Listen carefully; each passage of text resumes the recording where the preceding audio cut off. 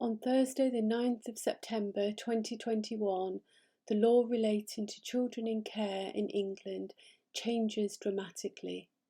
I'm making this video because I want it on record that I believe these changes will cause huge harm and suffering to teenagers in care.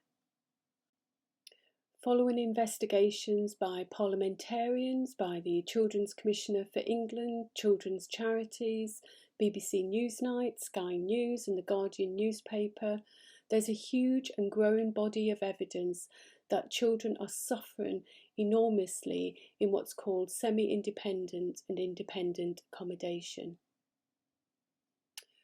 We know that children in care put into these places have died, have suffered horrific abuse and exploitation, that they feel isolated, lonely, abandoned, and that they're left to fend for themselves.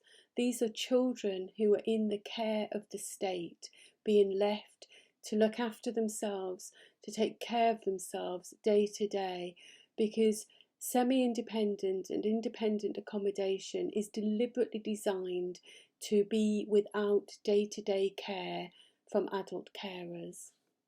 Children who live in this kind of accommodation may receive an hour or 3 hours of support a week, but what distinguishes semi-independent and independent accommodation from other places where children in care might live, a children's home or foster family, is that the children that live there do not receive any day-to-day care.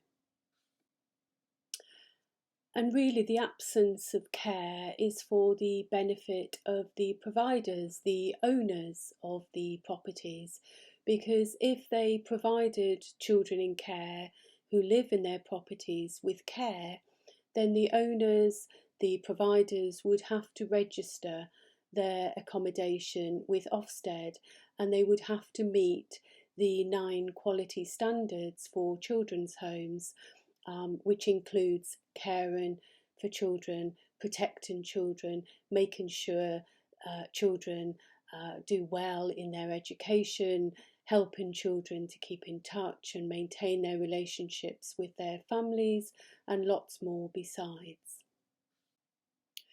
So forced to face up to the scandal of the abuse, the neglect, the exploitation, the abandonment of children in care who are in places where they don't receive any care from adults or ongoing adult guidance and supervision, the government decided to do 2 things. Firstly, from Thursday the 9th of September 2021, the law has changed. The law now guarantees that every child in care will receive care where they live. But there's a catch.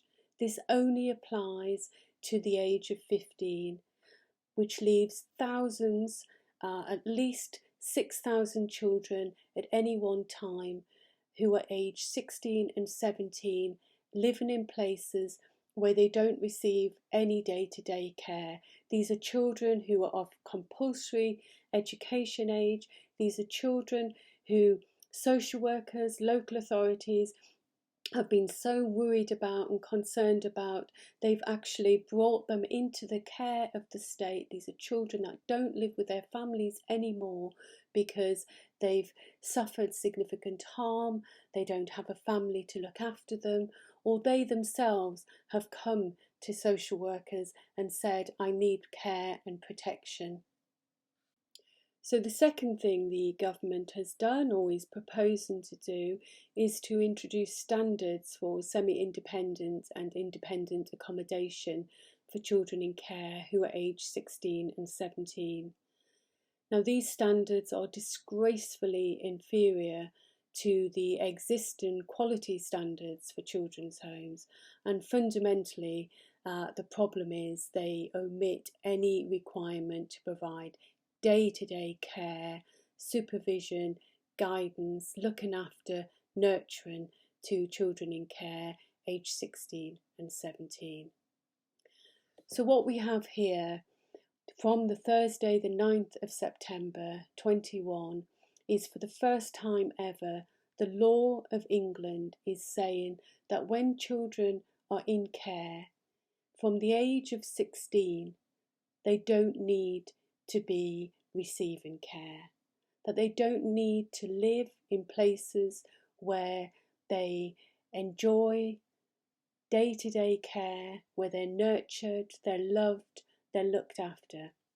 Now already over a third of children aged 16 and 17 who are in care in England live in this type of accommodation.